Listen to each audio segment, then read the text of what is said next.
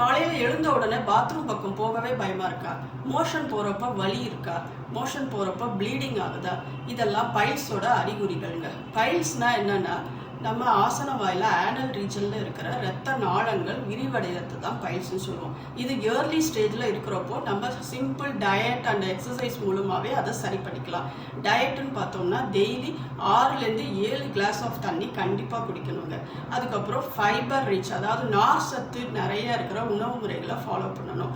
அது என்னென்னு பார்த்தோம்னா வெஜிடபிள்ஸ் நிறைய எடுத்துக்கணும், ப்ளஸ் ஃப்ரூட்ஸில் ஒரு பனானா டெய்லி எடுக்கணும்.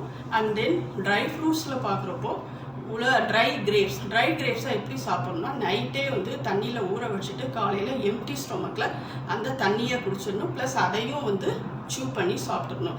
இதெல்லாம் பண்ணோம்னா அந்த டயட்னாலேயே அதை ஈஸியாக கண்ட்ரோல் பண்ணிக்கலாம். Plus exercises, morning 15 minutes walking and evening 15 minutes walking கண்டிப்பாக எல்லோரும் பண்ண வேண்டிய ஒன்று.